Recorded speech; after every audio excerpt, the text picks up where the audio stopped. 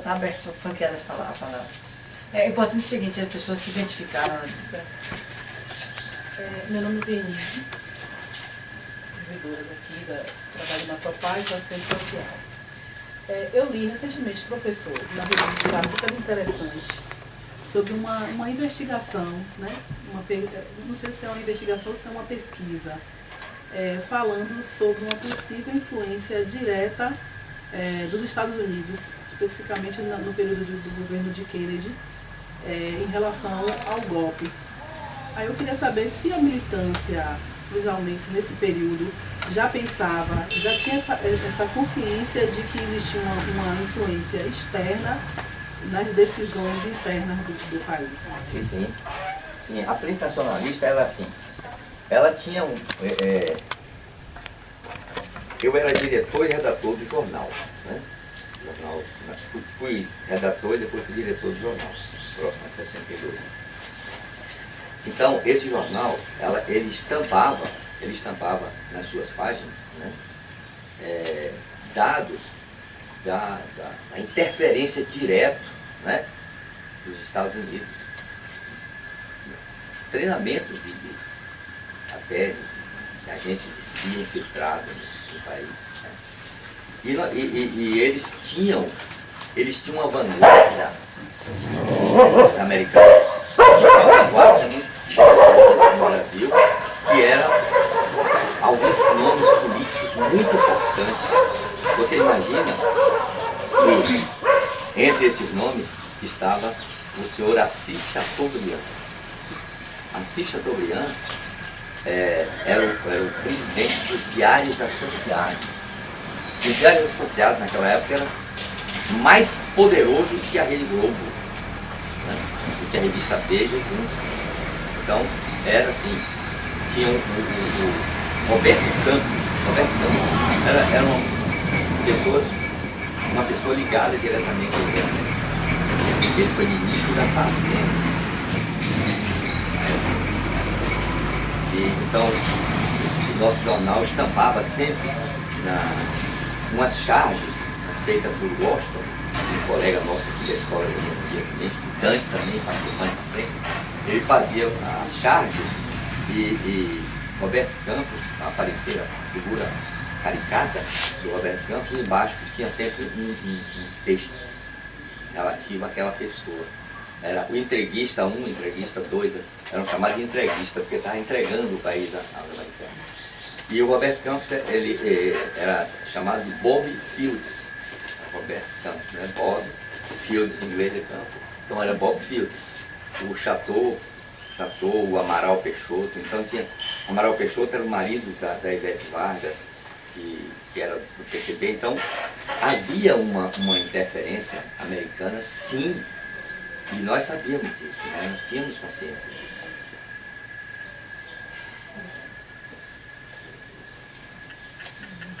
O nosso jornal, ele tinha canais de informação. Nós tínhamos um jornal chamado O Semanário. O Semanário era um jornal editado no Rio de Janeiro e tinha era Gabriel Passos, que era o diretor do jornal.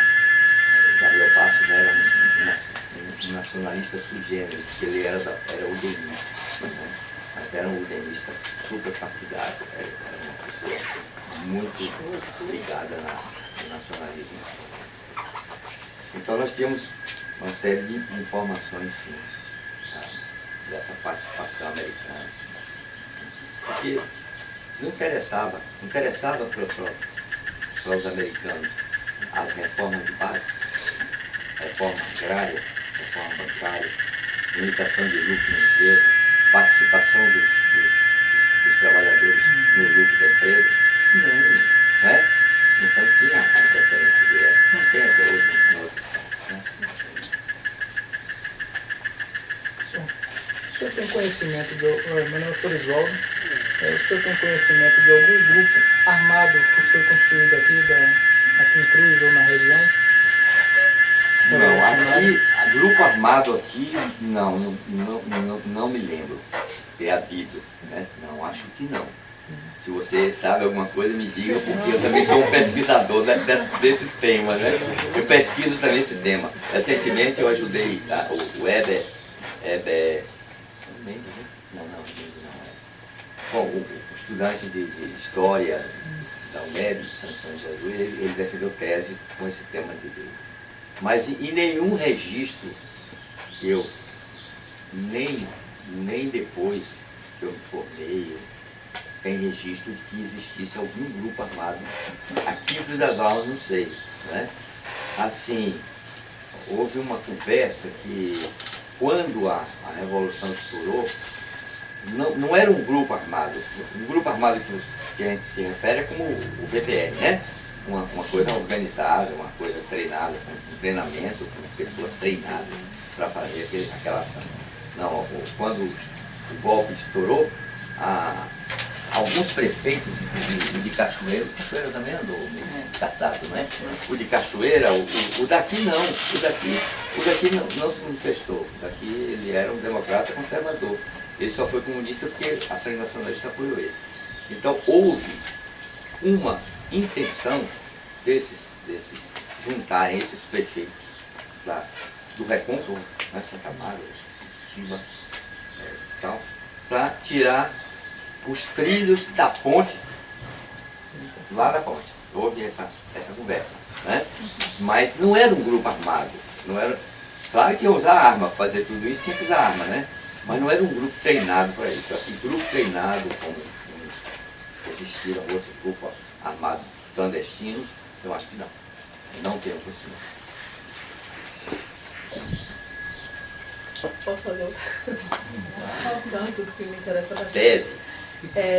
Assim, nesse período, a CM já tinha alguma ligação, alguma influência política, alguma relação ou alguma influência com a política de Cruz das Almas? Porque pelo menos os livros de história já fala que ele já teve uma participação, né? Talvez não tão evidente quanto, mas já começou a partir também daquele momento, deu cargo e tudo. Eu queria saber como era essa relação. Se já existia uma relação, já existia uma influência com a política daqui de Cruz das Almas. Então, veja só, deixa eu ver. Se existiu, era muito pequena, sabe? Se existiu, era muito pequena. Porque ó, em 57, 59, deixa a cabeça lembrar aqui. Em 62 era Jorge Guerra. Jorge Guerra o prefeito. Foi o que saiu, né? Que renunciou. Antes dele era o Dr. Ramiro Paz, mas era do grupo opositor a Jorge, entendeu? E antes foi Jorge Fernando Ramiro. Esses dois aqui eram da UDN, era oposição a Jorge. Mas não tinha uma influência entre os Almas tão visível, tão notável. Aí depois da Revolução é que ele se tornou famoso, né? E aí participou, ganhou cargo, foi ministro.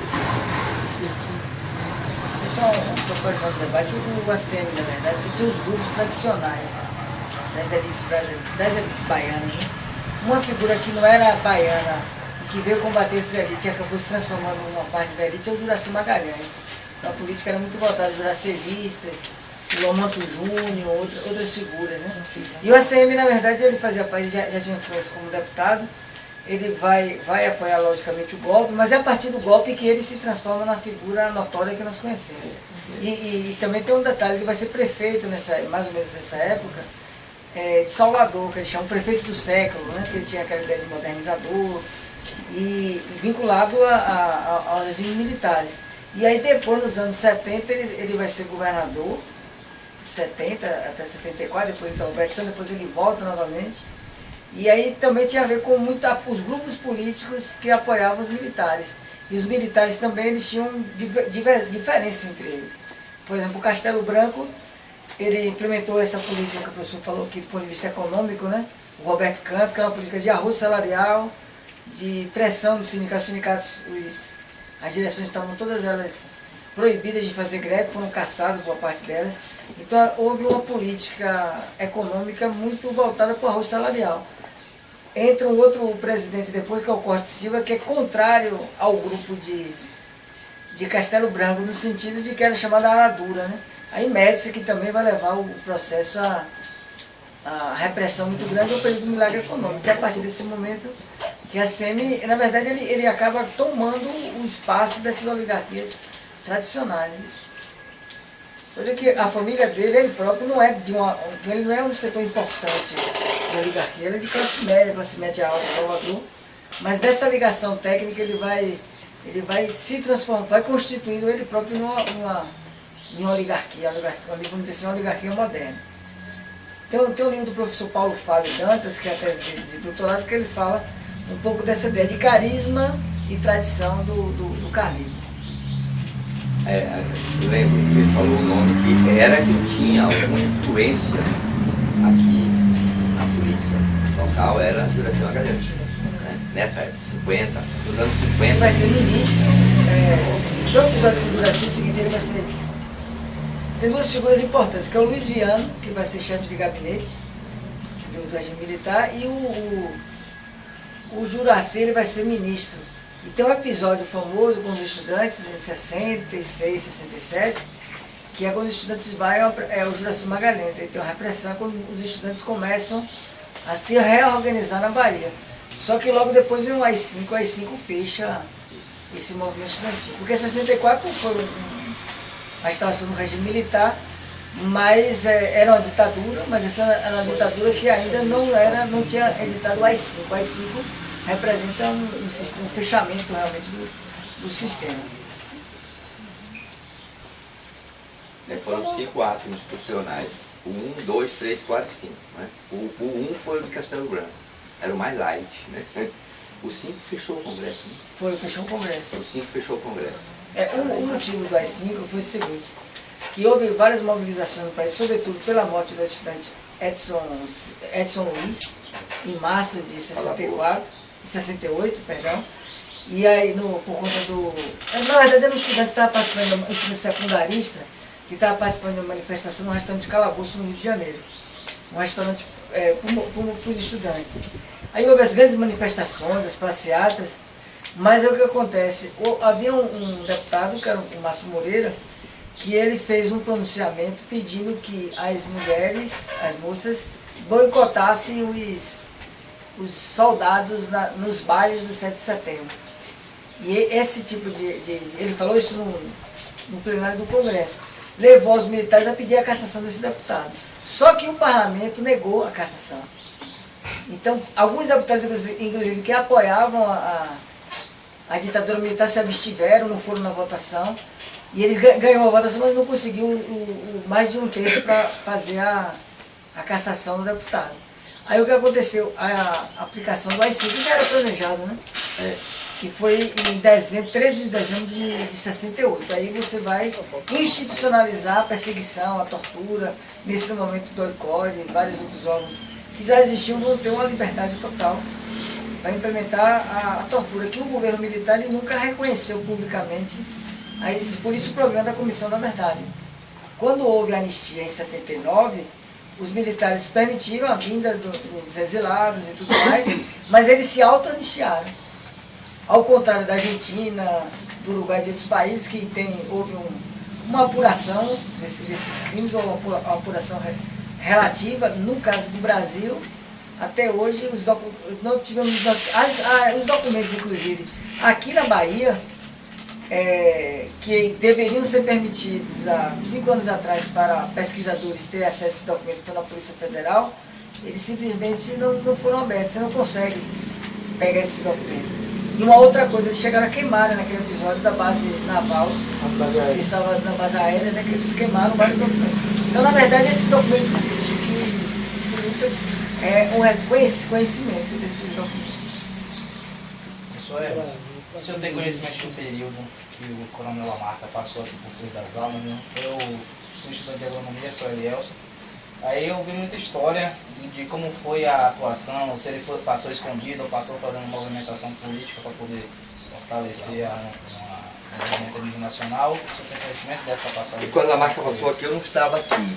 Mas ele não passou aqui, ele passou de passagem. Escondido Né? ou de Ele passou de passagem, ele nem ficou muito tempo aqui. Né? Eu não sei dizer muita coisa. Nessa época eu não estava aqui. Na marca eu não sei. O pessoal conta que ele ficou escondido na residência que tinha ali, que agora era chamada de hospício, construiu outra que ainda é hospício também. Foi abrigado pelo pessoal. Existe essa, mas ele não teve assim ação política no movimento aqui. Pode ter, né? Ou no sofado, não, mas dado novo ânimo ao grupo que estava aí, né? Meio manipulado, né? Mas que eu saiba que ele tenha tido uma ação ativa, guerrilheira, partícipe do movimento, acho que não. Meu nome é Everaldo, eu sou filho de tarefeiro daquela época. E eu gostaria de saber se houve perseguição a outros tarefeiros, a não ser o seu Martins, que eu conheci muito também. Na verdade, Martinho pagou o pato, né? Só quem foi preso foi ele. Mas outros foram ouvidos, submetidos a inquérito, mas com muita gente por levar, muita gente por levar, escutantes, gente que não tinha nada a ver com isso, trabalhava para se juntar, foi ouvido, gente que era amigo de Martinho, foi ouvido. Então, era aquela coisa de que você não podia conversar alto, porque o vizinho podia lhe denunciar. Então, Martinho foi o único, dos tarefeiros foi o único preso. Agora, outros foram inquiridos, mas não presos. Inquiridos e soltos, e em observação, né? Claro, eles ficaram sendo observados.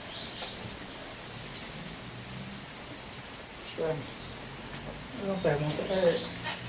Normalmente existiam os grupos, né? Tinha os grupos de defesa.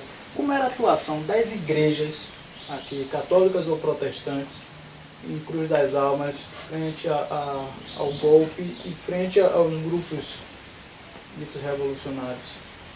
Como era que era a relação das igrejas, né? Olha, Cruz das Almas, depois do golpe, todo mundo ficou meio amarelado, né? Inclusive, não só a igreja essa ou a igreja aquela. Antes da Revolução, nós tínhamos a Igreja Batista de Cruz das Almas, era o pastor Agostinho Rodrigues. Ele era um cara bastante aberto. Inclusive, ele foi candidato a vereador pela Frente Nacionalista, né? E aí houve uma pressão, né, para ele, da própria igreja, para ele não ser candidato pela Frente Nacionalista. Para, posteriormente, as igrejas, digamos assim, a católica, que é a de maioria, né, a maioria de gente, se teve alguma participação, foi muito velada. Não chegou a transparecer para a sociedade que ela estava contra ou a favor. Foi uma posição de neutralidade. O senhor trouxe um movimento, né? Contrário a quem se opõe às liberdades, assim. Mas também trouxe que era muito forte no discurso essa questão do delator, né?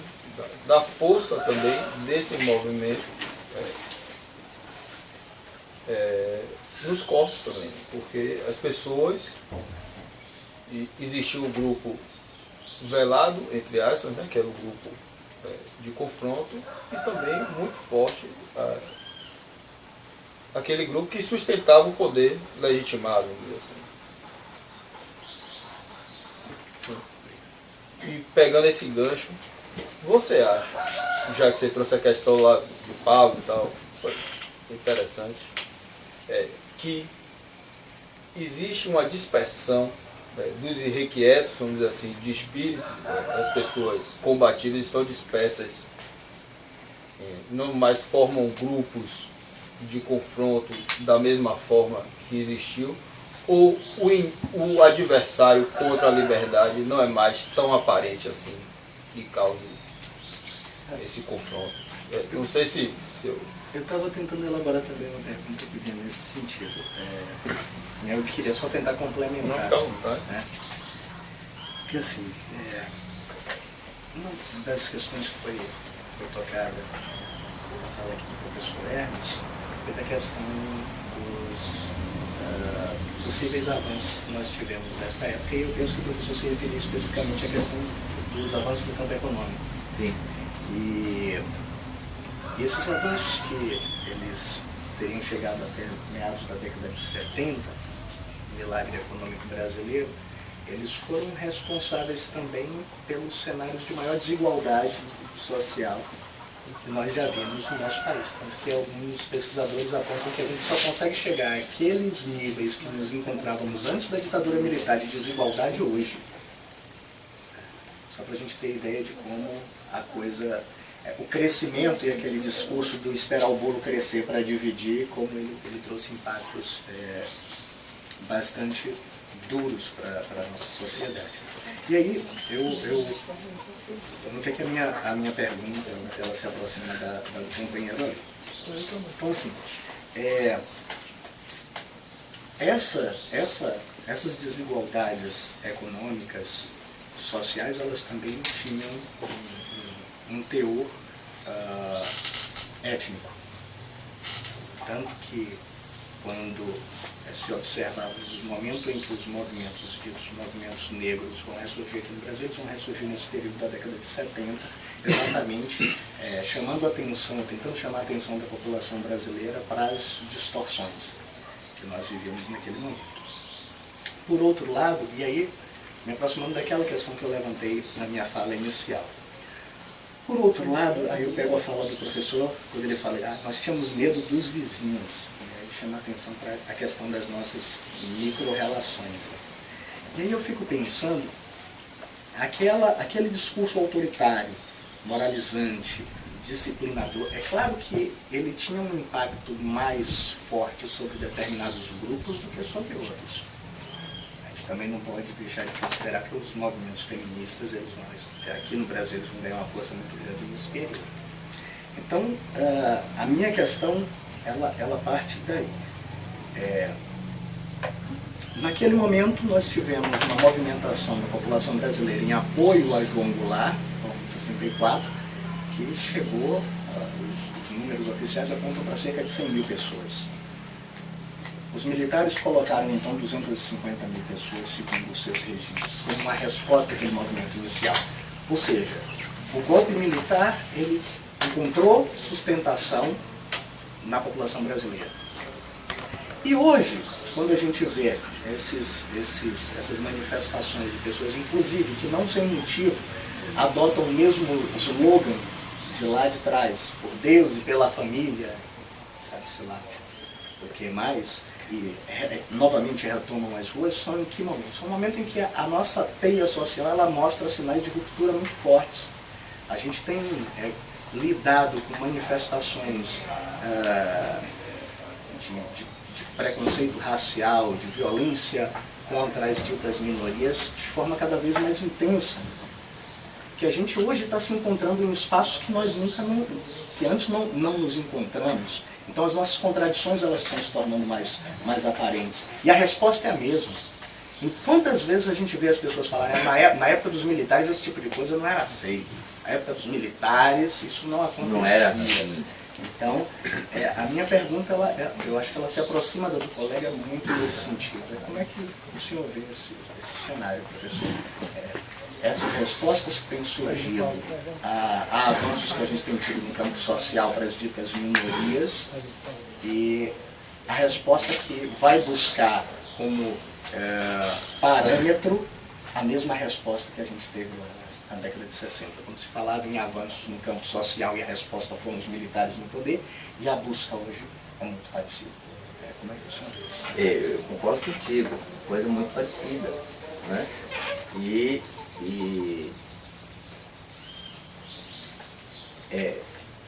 tem acontecido hoje com as manifestações, né?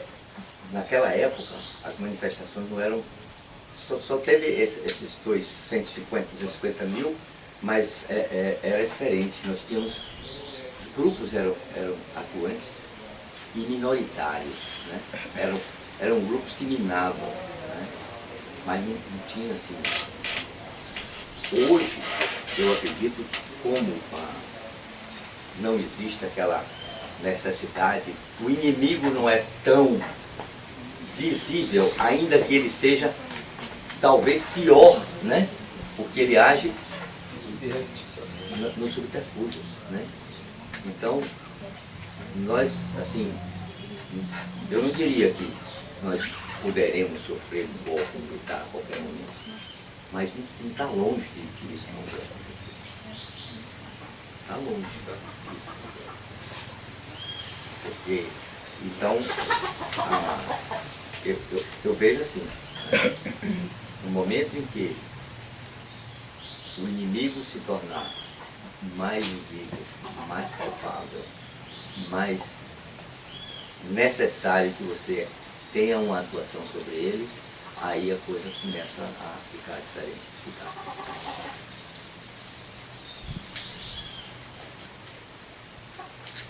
Posso emendar?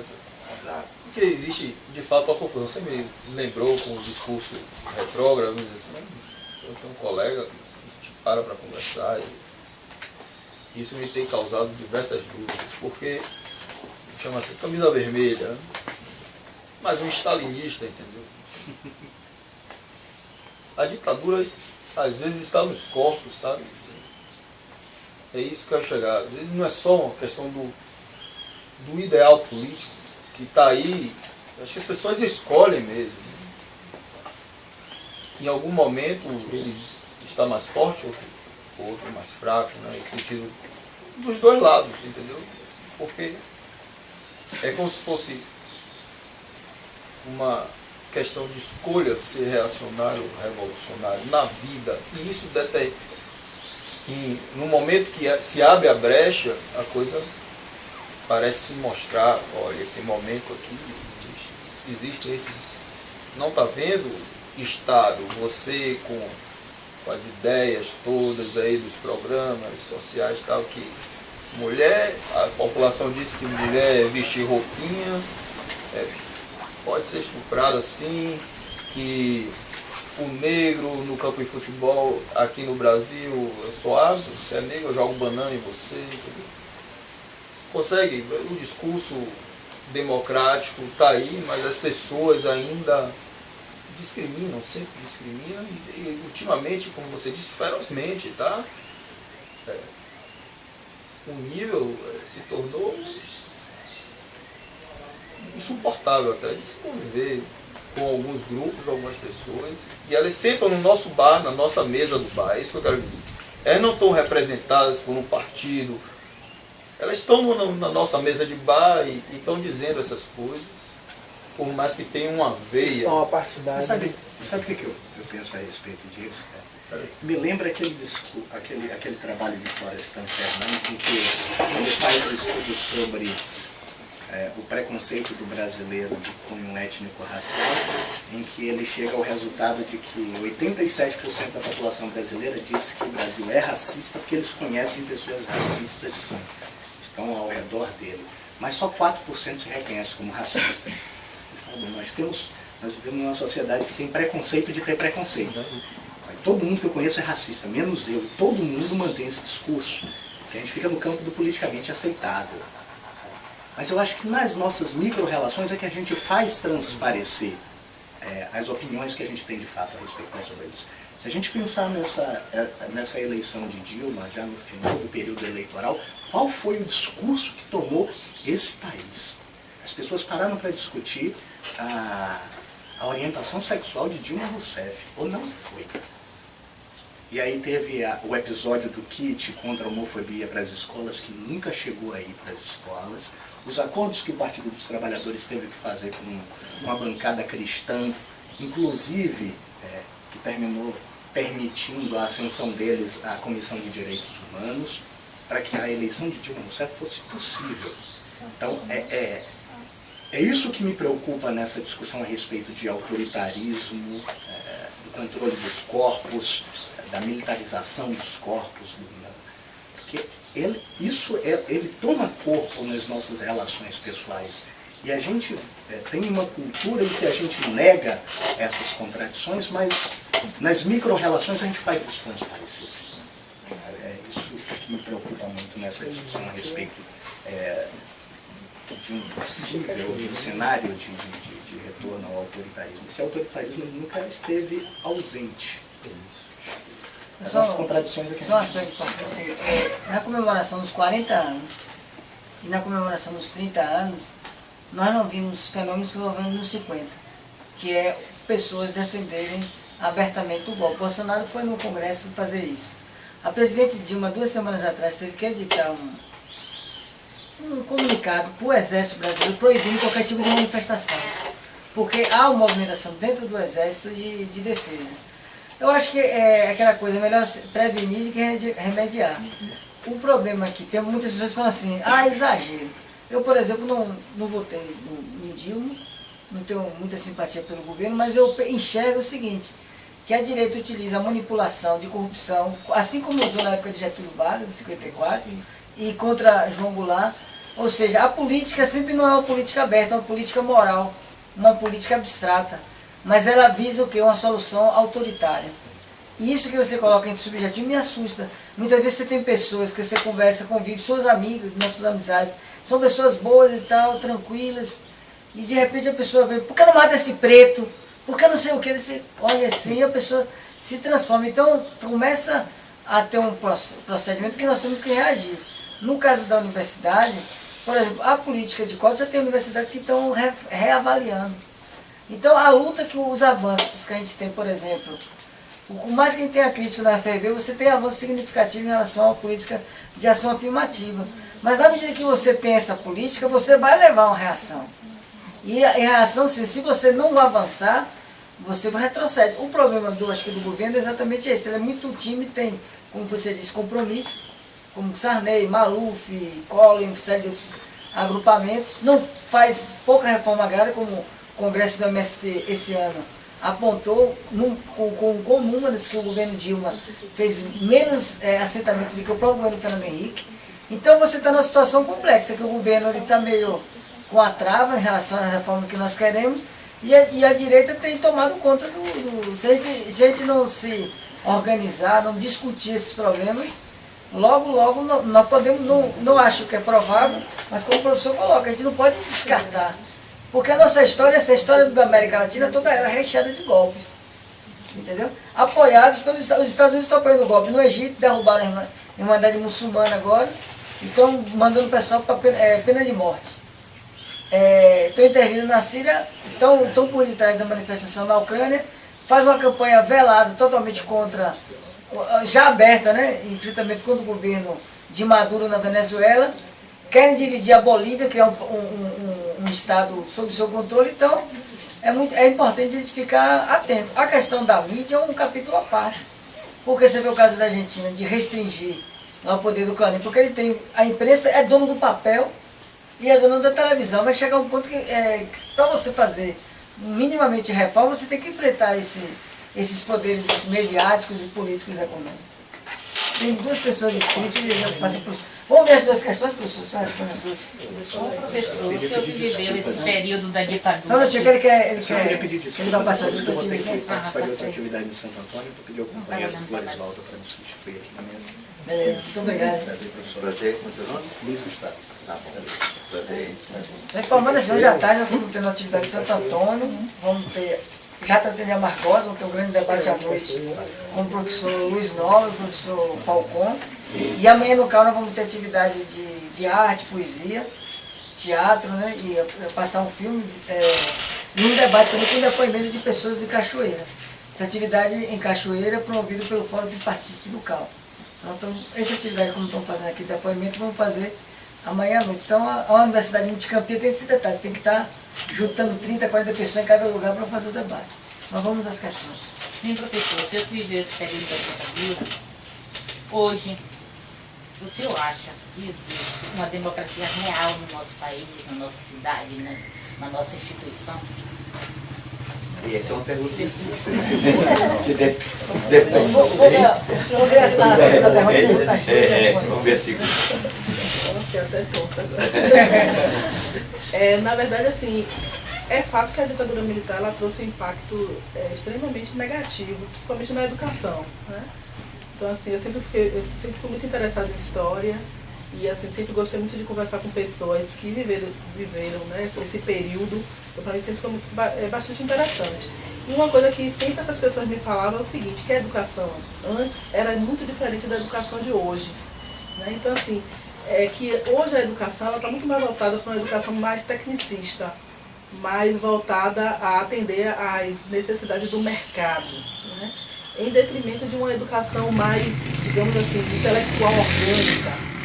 E aí as disciplinas como filosofia, sociologia, né, foram deixadas um pouco nesse período em segundo plano. Aí eu gostaria de perguntar aos dois professores, tanto o professor professor em relação a essa questão, né, para que vocês, assim, existe realmente esse impacto? Há uma perspectiva realmente de mudança? Ou a sociedade se acostumou com esse tipo de educação, voltado mais ao mercado de trabalho, mais tecnicista, que, pelo menos ao meu ver, essa educação é muito mais fruto do período da ditadura militar do que realmente o objetivo da educação no Brasil? Ok. Começando ali pela democracia. Democracia depende do ponto de vista que você veja o que é democracia, né? Democracia é um Estado de direito, é um Estado de direito, né? Que nós temos, cada um de nós temos nosso Estado de direito. No momento que o nosso Estado de direito ele é relegado a um segundo plano ou não é exercido, então, no momento que você vive com a sua família em plena democracia, né? A célula familiar, plena democracia, o professor depois pode complementar. Então, a democracia na sua família é um Estado de direito que todos têm, né? De direitos e deveres e que devem ser cumpridos, segundo normas, senão vira anarquismo, né? Então a sua pergunta foi dizer se nós estamos vivendo num período de democracia hoje, real, né? Eu acho que sim, né? Eu acho que nós estamos vivendo num período democrático, nada democrático, né? Mas se é real, aí está longe do meu entendimento, porque é bastante filosófico a palavra, né? E nesse sentido em que você está colocando democracia como algo assim de democracia e comunismo. Se não é comunismo, é democracia. Então nós estamos vivendo democracia desse ponto de vista, sim, né?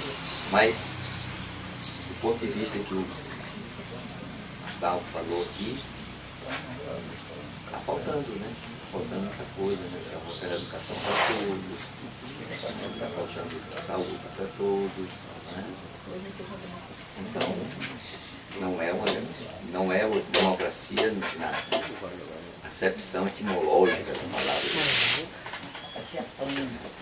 Eu acho que assim, do ponto de vista formal, você tem. Não estamos fazendo esse debate aqui, não está tendo nenhum tipo de repressão para fazer, mas se a gente analisar a democracia no país, ela é formal.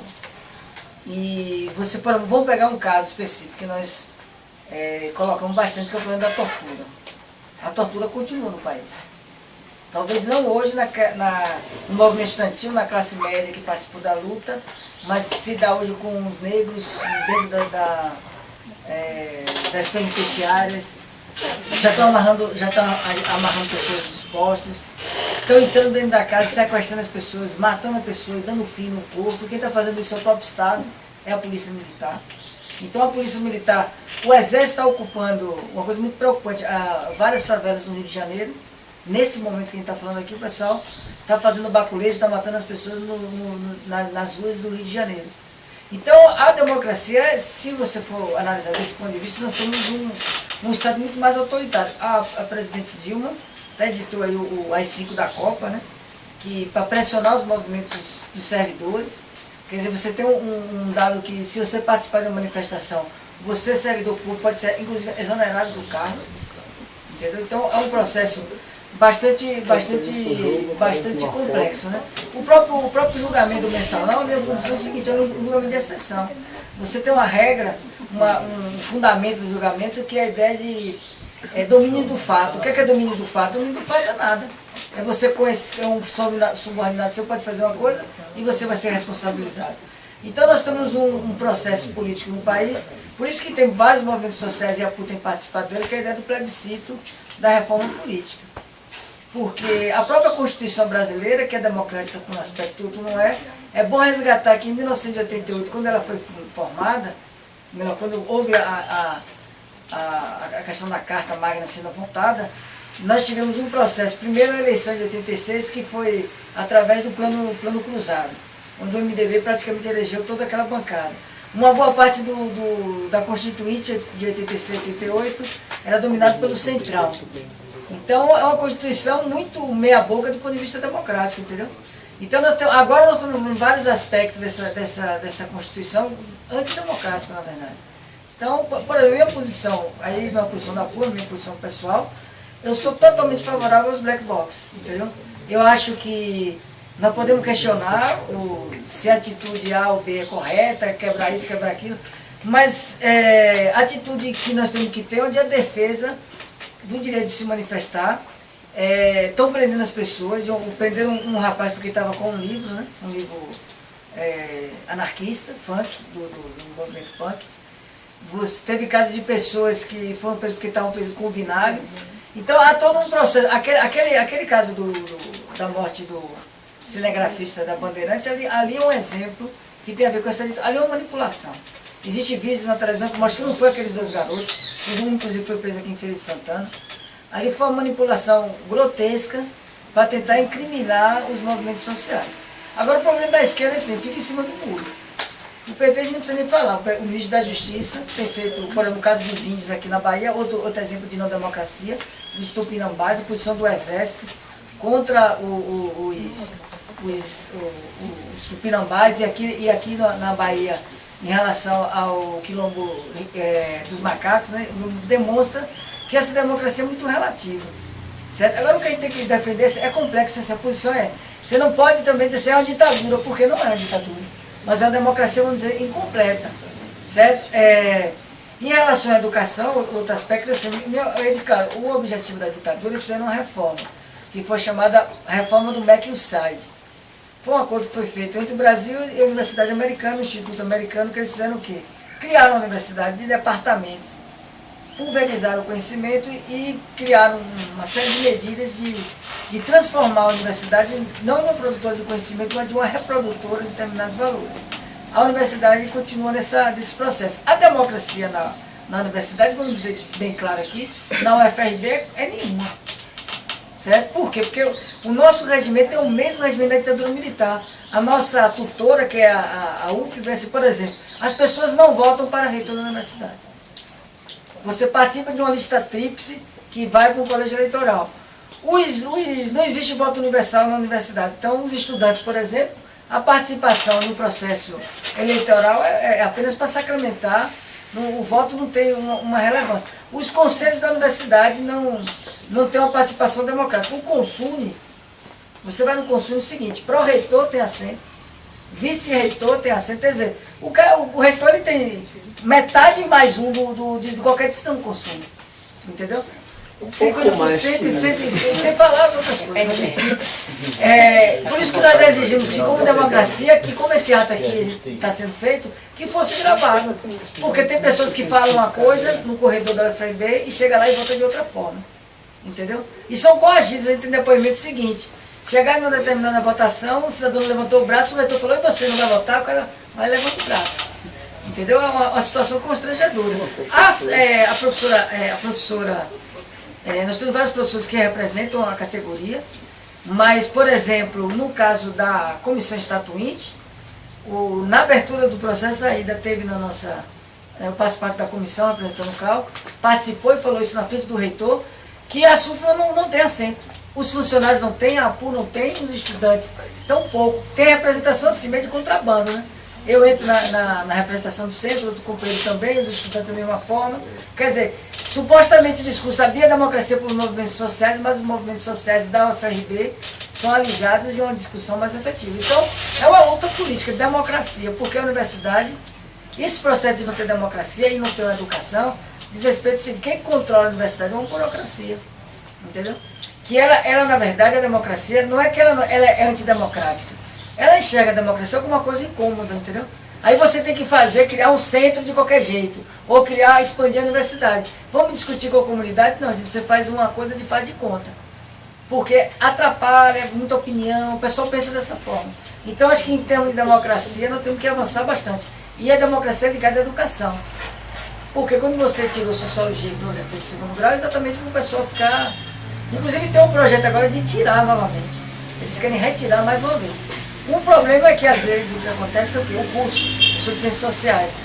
Você às vezes não forma, os professores ficam aquela loucura de professor no estado dando aula em 1000 lugares, não tem tempo para preparar a aula, mil alunos, e ficam fazendo aquela leitura de jornais e tal, e a sociologia acaba sendo aquela disciplina um pouco chata, né? Até fica, né? Sexta-feira, último horário. Já para o pessoal não ir, entendeu? Então é importante essas duas colocações. E minha opinião é que a gente tem que buscar uma luta democrática efetiva. Sobre essa questão... Sabe onde que tem a voz? Você vai e a gente volta aqui pra gente. Professor Arnaldo, a minha relação entre os militantes protagonistas do território do Recôncavo, havia essa interrupção, por exemplo, a semana passada teve um evento sobre pensamento crítico.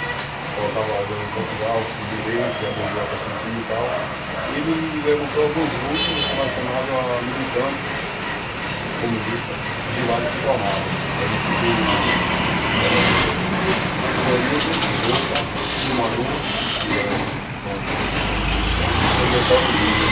a linha comunicação não. Outra pergunta é relacionada ao que eu disse morar um pouco. E lá tem um lugar que o pessoal chamava de Chico de Germano. Mas aí o pessoal abordou que na verdade era um dos militantes que se escondeu lá em Ancu, e que a possibilidade de ter sido esse Miguel Arraes. Como era um lugar escuro e os olhos dele eram verdes, são azuis, não lembro, aí o pessoal ficou com essa relação. E a boato de que ele tenha se escondido lá em Ancu, Recôncavo. Houve outras pessoas nesse sentido que saíram de seus estados e vieram se refugiar no Recôncavo? Que o senhor saiba? Não. E outra pergunta, são três na verdade, de que forma esse período influenciou em investimentos públicos no Recôncavo?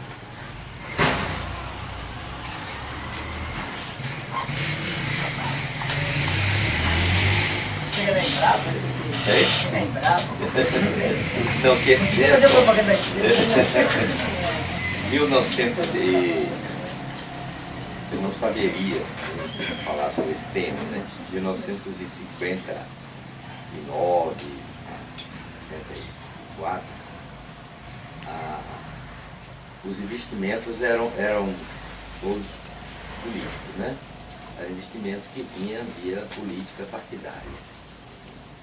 Então, mas eu não tenho muita ideia para responder. E quanto a essa interrupção, não havia... Não.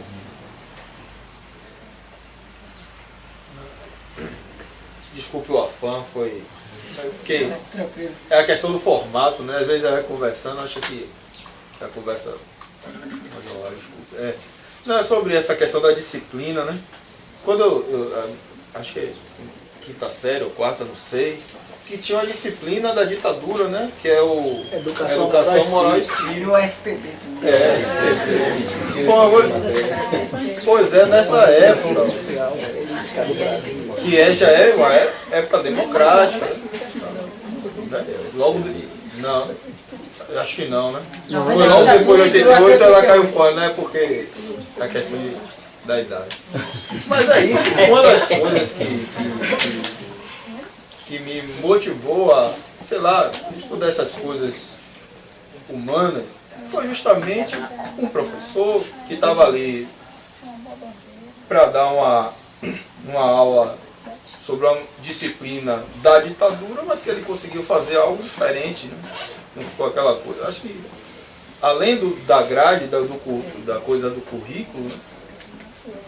Existe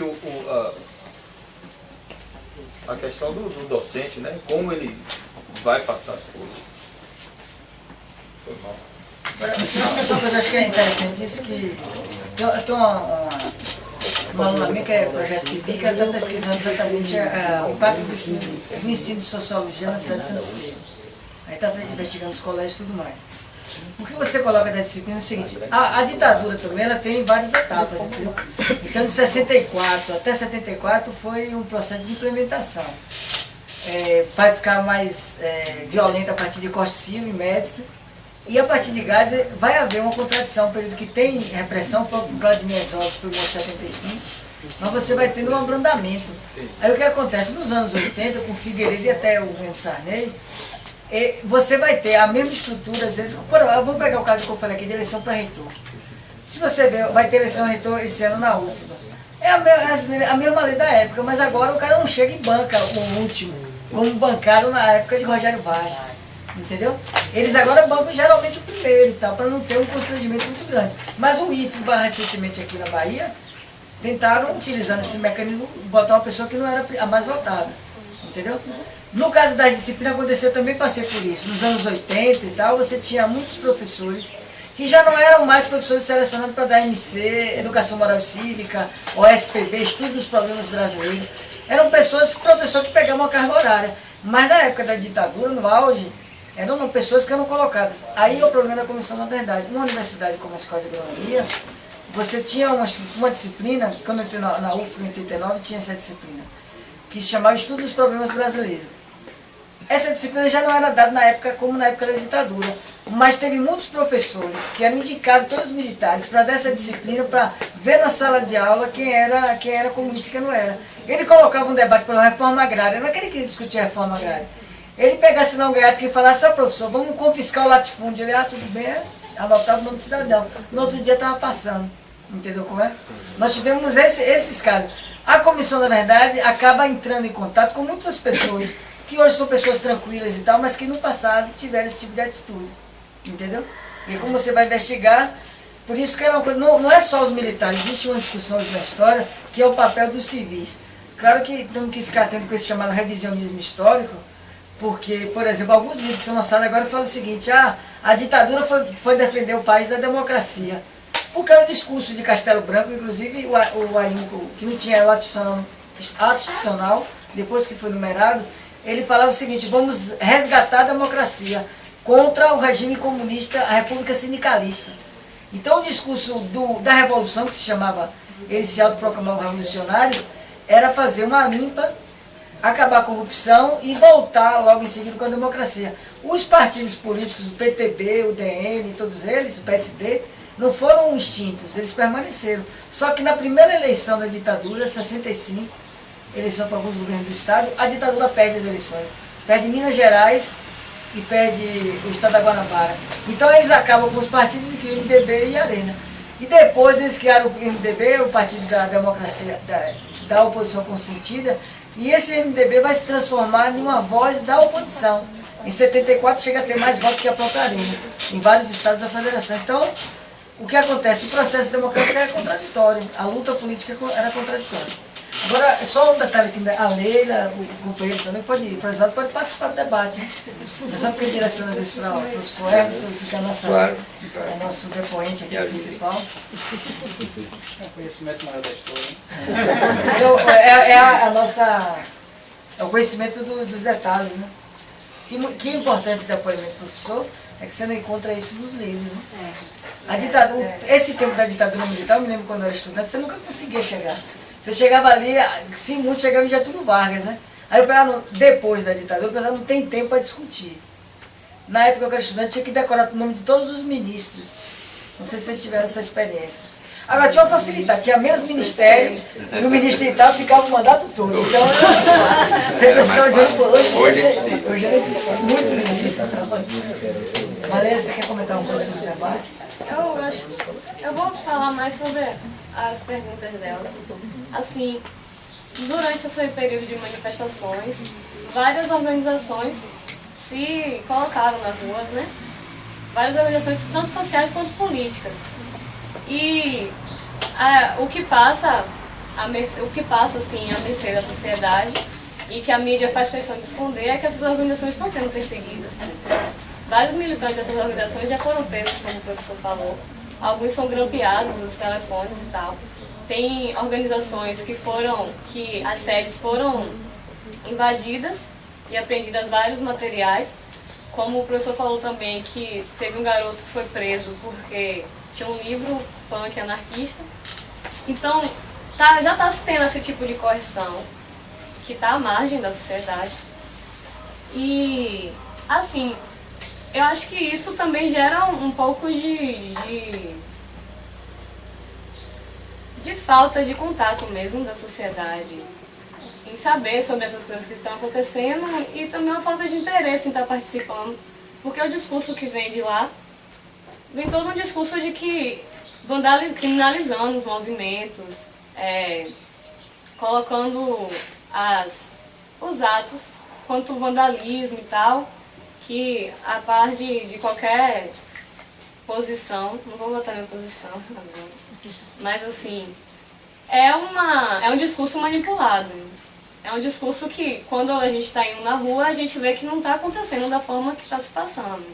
Como o professor também falou, a manipulação da morte do cinegrafista, que repercutiu, teve tanta reverberação, mas quando a Cláudia, acho que era a Cláudia, né? Cláudia foi morta, foi baleada e foi arrastada, não repercutiu da forma que repercutiu o cinegrafista, porque não culpabilizou aquelas pessoas por terem matado aquela mulher, mas culpabilizou uma ação que a polícia estava lá para poder intervir no crime organizado daquele local. Então, o discurso que está se passando fica meio perigoso nessa questão, porque as pessoas não estão tendo contato das coisas que estão acontecendo. A democracia se coloca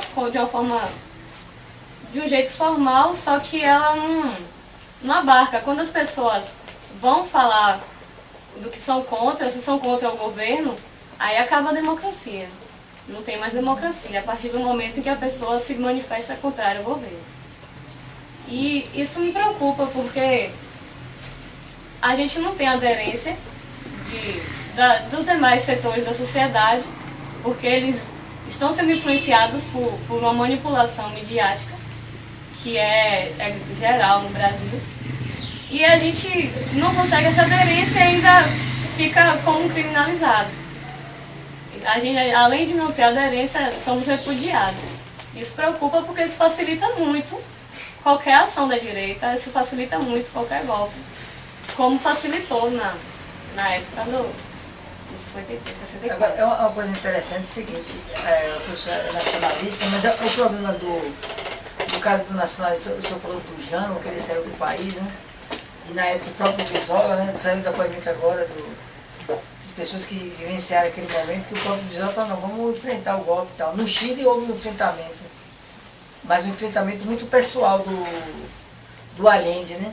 E antes do enfrentamento ele próprio retirou as armas da população, das fábricas ocupadas. O próprio Pinochet foi colocado ali, e Pinochet foi colocado como o general da guerra, né? Porque o ministro da guerra, porque era considerado um cara técnico, desenvolvido com política. E, na verdade, o golpe às vezes acontece com as pessoas também no governo.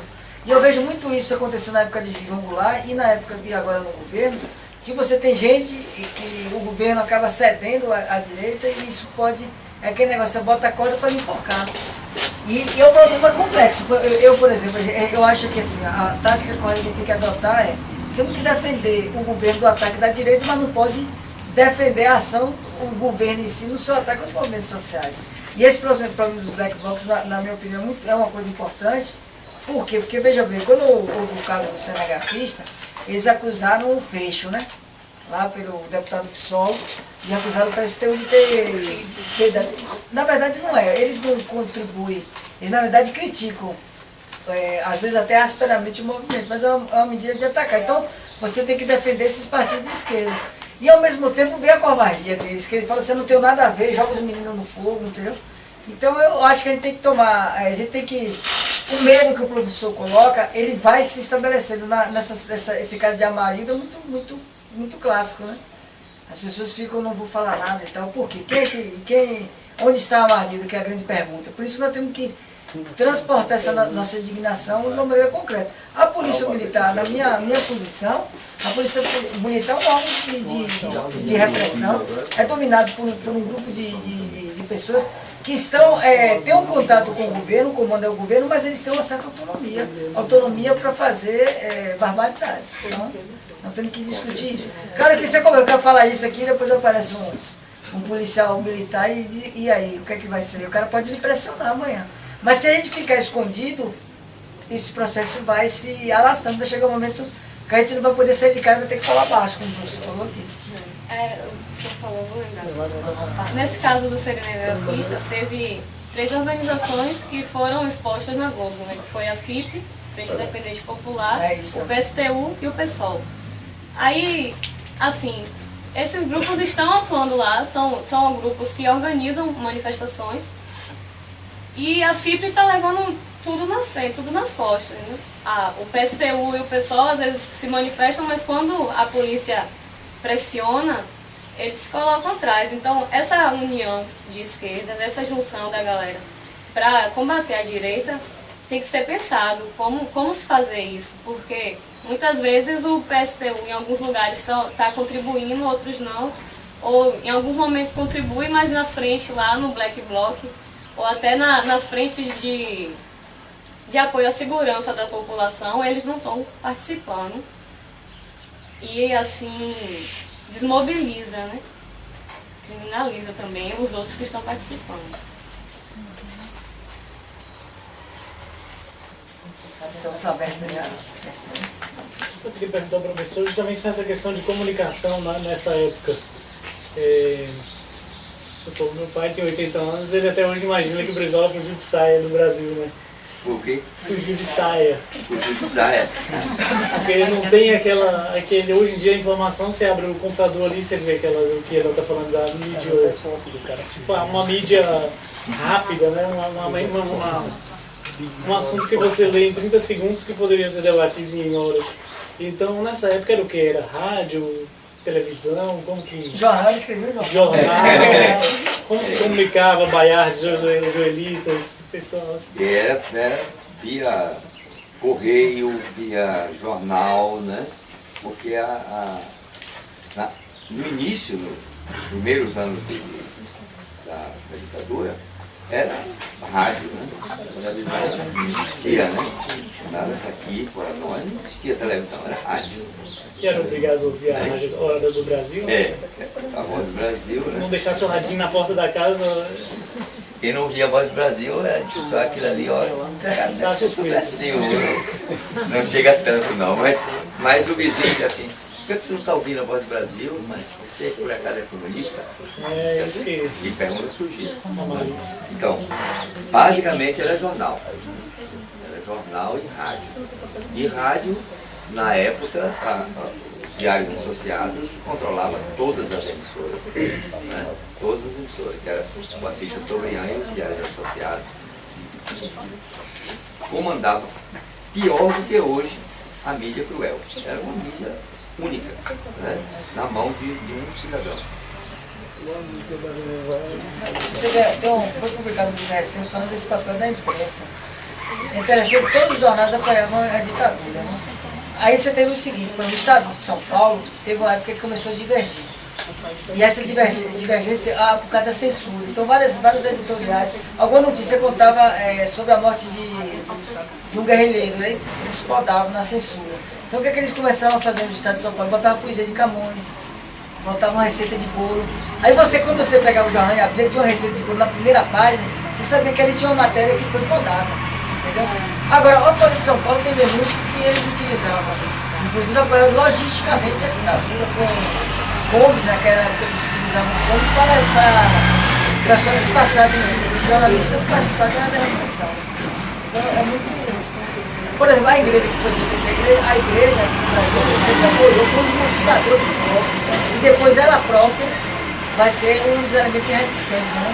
Radicão Timóteo, João Velho Alves, então a imprensa é a mesma coisa. No final, a Veja, por exemplo, você pegar a Veja hoje em dia, a Veja que é ultradireita, né? A gente até brinca assim, vamos imaginar qual que seria a manchete da revista Veja em 1888.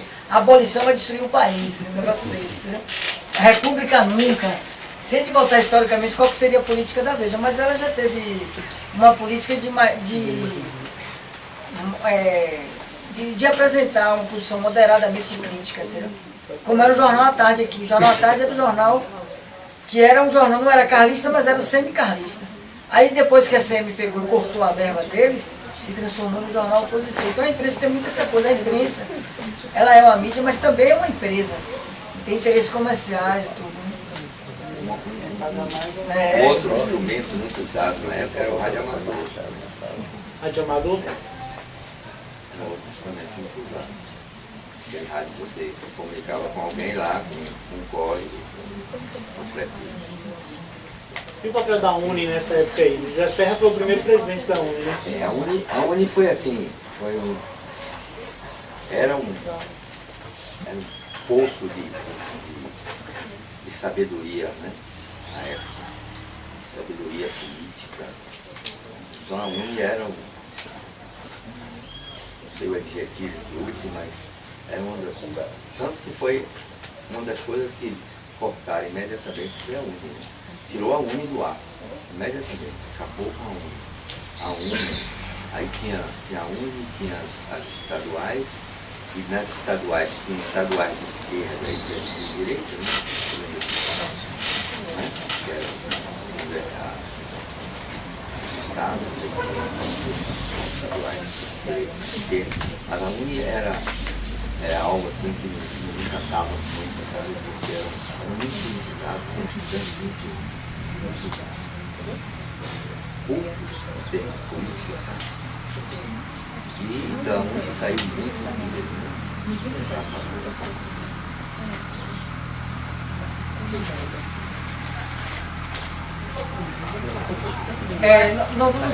Tem mais alguma coisa que gostaria de perguntar? Não é só uma constatação. Eu acho que a falta de politização na maioria dos jovens hoje deu-se pelo fechamento dos membros estudantis. E ali que era onde politizavam os jovens. E com a ditadura fechou-se os grêmios estudantis e a dificuldade dos jovens de hoje se politizar. Para até retomar com um vácuo. Então a jovem aqui vai responder.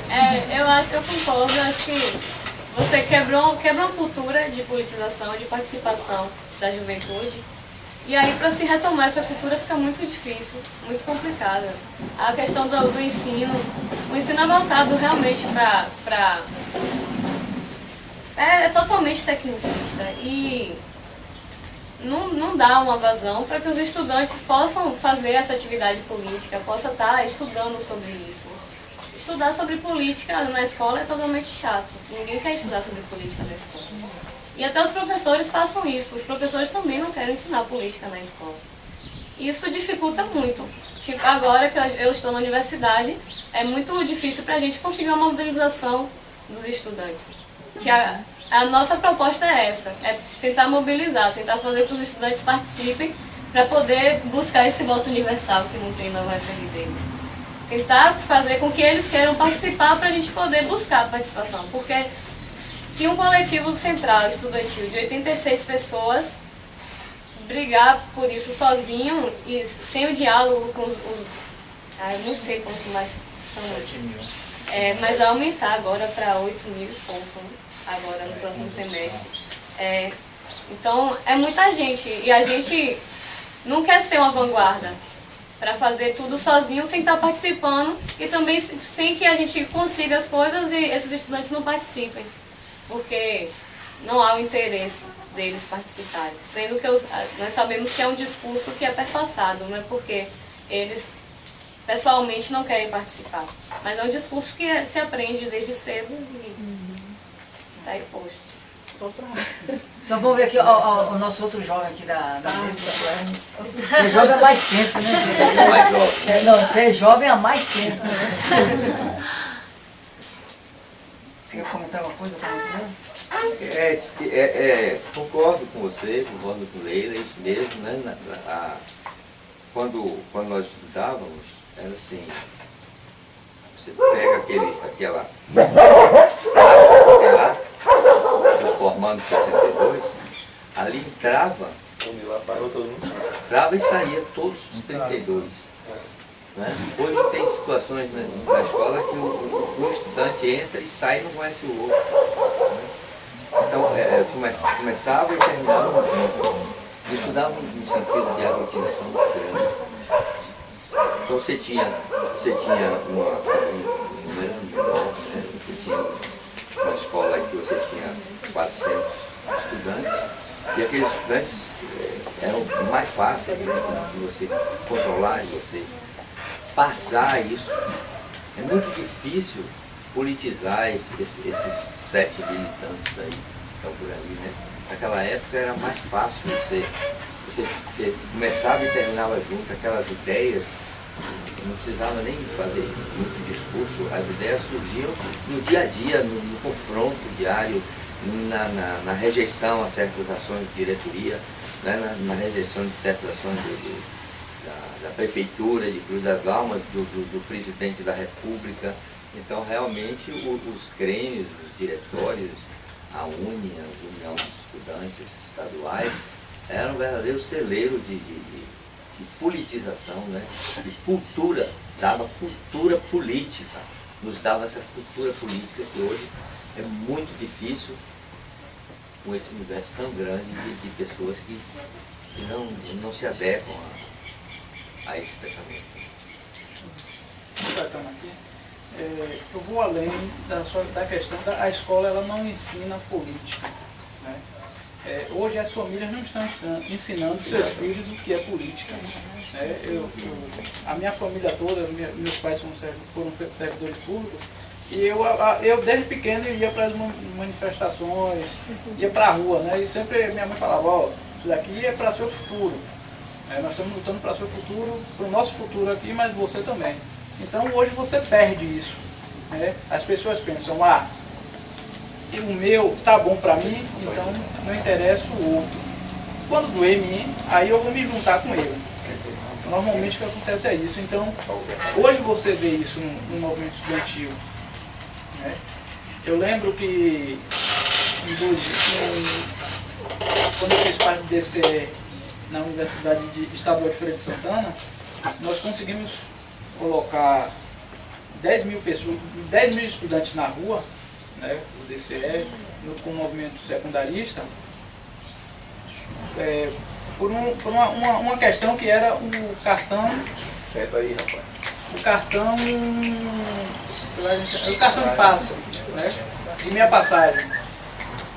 E isso foi um movimento que nós criamos e aí impulsionou a diversas escolas a formar seus grêmios, porque tinham liderança, foram formadas lideranças naquele processo ali de quase um ano, né, de discussão. Porque a política é movimento. Se não tem movimento, você fica no banco da escola para o professor falar o que é política, não vai adiantar. Porque ele não vai aprender. Estudar, ir para a escola é chato. A escola é chata. Então você ir para lá para estudar política vai ser também uma chatice, então não vai conseguir trazer ninguém. Só complementando a fala de Florivaldo, sou Geraldo, sou aqui da Projetoria Política Alternativa.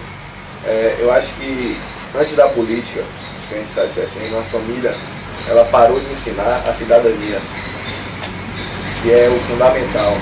Daí a gente consegue aprender a política e ter o gosto por participar pelo bem público, onde que a política tem o seu fundamento. Só isso. Então vamos fazer um bloco final, se tem mais alguém para escrita aqui, e a gente vai encerrar a edição na Fala Canta. Até complementar o que Leila estava falando, assim, na minha época, que faz pouquíssimo tempo, porque eu estou bem novinha. Então, assim, eu tinha uma grande inquietação em relação ao movimento estudantil. Né? Eu vim de uma universidade particular, por questões conjunturais mesmo, não tinha condições, né, de estudar na escola pública na época. Mas sempre acompanhei, né, o DA, as discussões do DA, do DCE. Eu não fui uma militante, digamos, de carteirinha, mas sempre estava participando da discussão, inclusive fui muito conhecida também pelos movimentos estudantis, pelas opiniões. E assim, o que eu via muito, que eu achava extremamente negativo, né, eu não sei como é aqui na UFRB, mas eu achava extremamente negativo, é que muitos se filiavam aos movimentos estudantis, não por uma questão realmente política, mas sim por uma questão de estar na moda, né, a militância, de querer se destacar, de querer aparecer no sentido assim, ter mais visibilidade na universidade.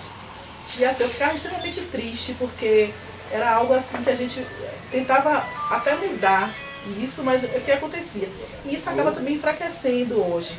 Então, assim, eu não sei como é aqui a militância da universidade, da UFRB. Eu sou servidora pública há pouco tempo, então eu ainda não consegui acompanhar realmente a militância.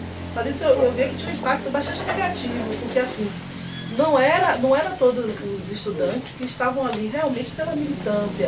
Né? Então, e tinha muito essa questão assim, era muito uma prática messiânica e não tinha uma prática. Então era só mesmo blá blá blá blá blá blá blá, e na hora do fazer, muitas vezes não acontecia. Eu acho que isso enfraqueceu muito. Né? Acho que até hoje vem enfraquecendo, porque a gente sabe que nem todo mundo está realmente com esse objetivo. E aí eu boto essa questão da educação, né? Que a educação tem grande influência em relação a isso. E assim, é algo bastante preocupante. Eu acho que isso tem que ser discutido bastante também no movimento estudantil, né? Então assim, eu percebo que muitas vezes estou lá, mas eu não sei nem do que se trata, eu não sei nem o que é, eu só estou ali porque para mim a minha idade, né, aquele som todo de estar ali na militância. Então assim, acho que a gente está perdendo muito com isso, porque se a gente tivesse realmente, eu estou falando questão da militância estudantil, tivesse pessoas realmente comprometidas, aí eu fico fazendo essa relação com o período da ditadura militar. Quem eram os militantes de antes? Pessoas que eram capazes de dar a própria vida pela militância, né? São pessoas que se sacrificavam até mesmo as suas famílias por conta disso. E hoje essa militância, será que ela está nesse viés mesmo? Será que ela tem esse mesmo pensamento? Não falo de se sacrificar, mas será que ela realmente está lutando por essa mudança? Então isso é algo preocupante, porque a gente sabe que muitas das mudanças do país perpassa pela luta, pela militância, principalmente estudantil. E até a nossa própria universidade, a gente sabe que quanto mais uma militância estudantil forte, não só a militância estudantil, né, também dos professores, dos técnicos, quanto mais fortalecida, melhor para que aconteçam as mudanças. Assim, como eu falei antes, eu sou do CCE, que é diferente do DCE. E isso surgiu principalmente por causa dessa diferença do movimento estudantil da UFRB com algumas outras universidades. É uma universidade nova, é um movimento estudantil que é mais novo também, e não carrega alguns vícios que alguns outros movimentos carregam. Que assim, a gente não é filiado a UNE, e durante o congresso estudantil a gente instaurou que o CCE não seria filiado à UNE, porque a gente, de acordo com vários debates, a gente viu que muitas pessoas participam do movimento estudantil para se autopromover, para conseguir uma visibilidade e futuramente poder conseguir cargos tanto estatais, tanto na universidade ou até mesmo na comunidade. Isso é uma coisa assim que perpassa qualquer espaço de militância. Eu gosto de acreditar que as pessoas que estão comigo, esses 85 estudantes, não estão por uma autoafirmação, mas por um compromisso. Só que na universidade, no movimento estudantil, há sim pessoas que eu acredito que estejam e que, não sei se por sorte ou por auto-organização, a gente conseguiu tirar essa estrutura de DCE durante o Congresso e fez essa estrutura de CCE, que foi uma estrutura planejada pelas entidades de base, que foram os DAs e CAs, que se organizaram durante um ano mais ou menos para fazer essa estrutura de coletivo central. E devido a várias disputas nesses espaços, a gente conseguiu formar esse CCE. O que dificulta, para mim, eu acho que é a participação mesmo efetiva de todos os estudantes, ou pelo menos de uma grande parte, que é o que falta. Né? E aí a nossa proposta agora mesmo é tentar mobilizar os estudantes para lutar por uma universidade popular, que a UFRB tem proposta de ser uma universidade popular, uma universidade para o Recôncavo, mas que na verdade não acontece dessa forma. A população do Recôncavo não tem tanto acesso assim quanto deveria ter, e quando tem é mais para cursos que são inferiorizados na sociedade, que são os cursos de humanas, de formação de professores, e os cursos de agrárias, os cursos de saúde, vem mais gente de fora do que da própria comunidade. E a universidade também não tem essa abertura com a comunidade, está participando a comunidade dentro da universidade. Agora vai ter a comissão da Estatuinte, né? E aí a gente vai sentar com a APU, a gente vai ter vários diálogos lá, com a SUFBA também. Não, o Márcio não quer atenção sobre isso. Ele diz que os cursos mais concorridos que têm o maior poder de concorrência no mercado não estão sendo ocupados pela comunidade. Sim. Aí ele cita em Cachoeira o curso de cinema, ele fala sobre isso na revista Muito de domingo, ele aborda sobre isso. E essa nova universidade está surgindo aí, tem que estar atento para essa questão, porque os cursos, ele cita que o curso mais importante de saúde é o da Universidade do Oeste da Bahia, se não me engano, o curso de saúde. Aí chama a atenção sobre isso. Como preparar e como mobilizar, né, esses agentes para que preparem esses alunos para estar concorrendo a cursos como esse, que tem no ponto de vista de mercado, né, a gente tem que pensar também no mercado, como preparar para que tenha uma inserção desses alunos, desses cursos de ponta, engenharia, medicina, acrescentando isso. Você falou de cinema, o curso de cinema só tem 3 cursos no Brasil que você pode entrar através do Enem, e um desses é a da UFRB de lá. Então, muita gente do curso de cinema é de fora. Pouquíssimos são daqui do Recôncavo. Isso realmente acontece. Tem um outro inscrito aqui, Neto, agora. É esse? Só para falando com ela, com todo mundo, né, mas direcionado à questão do CCE, que eu acho que às vezes a mobilização, ela tem uma situação de talvez uma falta de desorganização e também uma questão de algumas pessoas quererem aparecer para estar, como você falou, ganhando cargos, ou não só na universidade, como na própria comunidade onde ele está. Que eu estive presente na votação do Estatuto do CCE, lá onde montaram um auditório ali na frente, e tipo assim, se eu fosse estudante da UFRB, simplesmente eu não apoiaria. Por quê? Não estou sendo contra o CCE, mas estou sendo contra a maneira que se trata. Para se discutir um estatuto, se demora com certeza, mas a cada parágrafo falado, uma pessoa gritava de lá de trás, recita poeta. O cara vinha, recitava uma poesia. Eu sei que existem várias coisas, mas o cara vinha, se aparecia. Isso deixou o processo longo, chato e cansativo. Coisas que podiam ser discutidas, até um toque para vocês, estudantes, podiam ser discutidas rápido, ou talvez não era coisa que 1 ou 2 ou 3 davam opiniões e realmente dava para conciliar e colocar ali num parágrafo o que tinha. Simplesmente não acontecia porque o cara parava 4, 5 vezes um parágrafo para discutir. Uma situação é essa. Outra situação é a questão dos cursos, que o que é que acontece com os cursos? Esses cursos que a sociedade inferiorizam e outros que colocam como os cursos top, os cursos que são de valor. Eu acho que é o único caminho, não tem um caminho hoje, a gente não tem um caminho de pegar a população do Recôncavo, que infelizmente é uma população que foi, que sofreu excluída, pegar e colocar, reensinar português, matemática, colocar eles para serem os melhores alunos, para tirar boas notas no Enem e entrarem nesses cursos. Não existe isso, não tem condição. Então o que é que a gente tem que fazer? Realmente a gente tem que fazer cota de cota, tem que dar cota para esses cursos têm que ter umas cotas maiores. E infelizmente, quando a gente fala isso, a gente é taxado, a gente diz que a gente quer tudo pra gente, e não é, e eu acho que é o único caminho hoje, ainda é esse. É um ponto a ser discutido, a gente tem que ver, porque, por exemplo, mesmo, curso de medicina hoje, eles acham que o menino que entra em BIS, né, bacharelado em disciplinar em saúde, o menino que entrou por cota, ele vai ter condição de competir com o menino que entrou por ampla concorrência, que veio de uma escola particular, que o pai e a mãe só deu a ele condição dele estudar. Estude. E ele estudou para fazer aquilo a vida toda.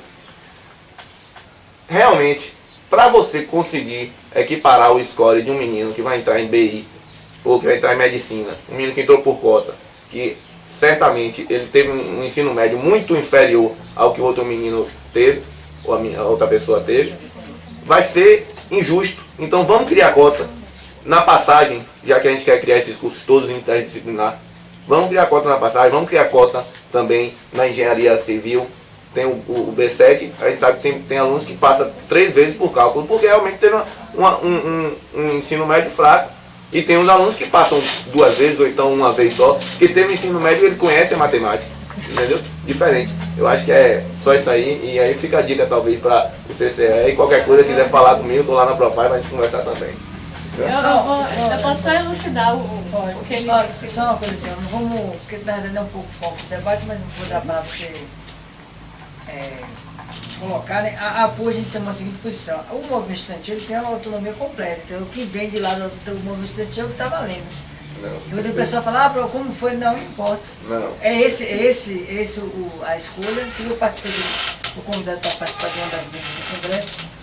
Mas o que a gente tem que entender é um pouco da diferença do movimento que é hoje, comparado ao que a gente participava há um tempo atrás.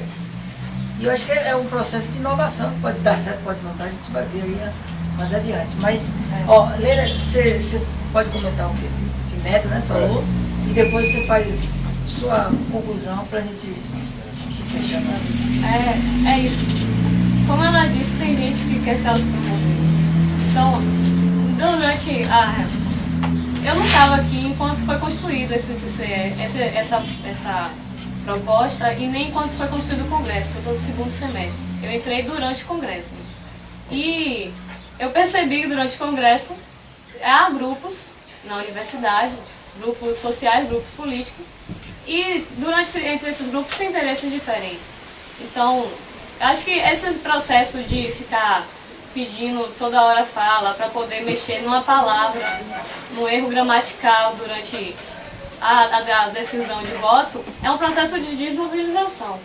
É um processo para que as pessoas que estavam lá, fora de grupos, como estudantes, representantes estudantis, se sentissem cansados, saturados da discussão e se retirassem. Não? É um processo totalmente político, de desmobilização entre os grupos. E eu não vou citar quais são os... Não vou entrar em detalhes. E eu concordo que houve essa questão, mas foi um processo à parte de desmobilização, por disputas de espaço. Você quer falar agora do evento? Eu fiquei muito feliz de estar aqui, achei muito construtiva a discussão. Também acho construtivo um momento de sentar mesmo e refletir sobre o que foi esses 21 anos de ditadura militar, sobre o que está acontecendo no Brasil agora, sobre os imaginários que estão sendo postos, como foram postos também imaginários anticomunistas, como foram postos imaginários de que o vizinho podia ser comunista, também estão sendo postos imaginários agora. Imaginários contra grupos ou então contra pessoas físicas mesmo. E eu acho interessante, a partir daqui, né, continuar pensando sobre isso, continuar analisando os discursos que são postos na televisão ou por alguma pessoa que tem grande influência. E eu gostei muito do relato do senhor. Ouvi sobre muita coisa que não iria saber nos jornais, não iria saber estudando história. E fico contente nesse momento. Queria agradecer a presença do professor Hermes, né, com esse discurso, não, mas a fala dele bem apropriada, né, no sentido de trazer a realidade vivida. Isso é muito importante para a gente. A gente sempre ouve a história de um lado só, né, do caso de quem está no poder. E os outros que está no micropoder, na relação de micropoder, né, que está fazendo enfrentamento também. Isso é muito importante para a gente conhecer. E como o professor Hermes, muitas pessoas também participaram desse processo que nós não sabemos. Essa história é nosso vizinho, mas a gente não conhece, ou não procura, ou pode ser até nosso pai, mas a gente não sabe, não conhece porque ele não é passado. Então esse é um momento muito importante, né? Que deve trazer essas histórias a todo momento.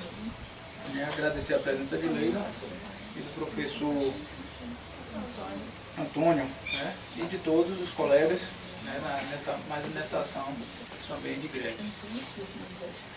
A gente fala assim, primeiro que eu acho que é uma atividade muito rica aqui.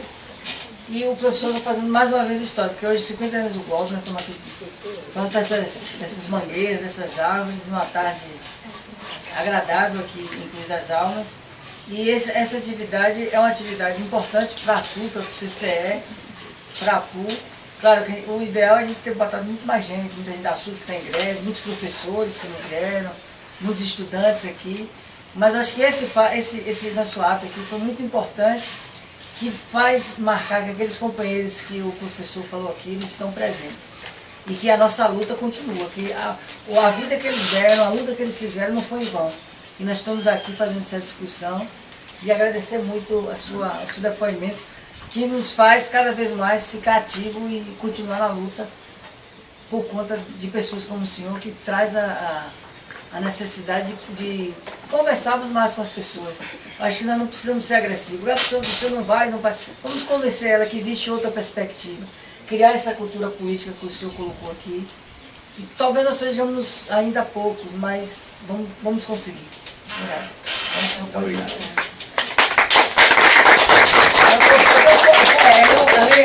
Eu mencionei um escritor, um poeta.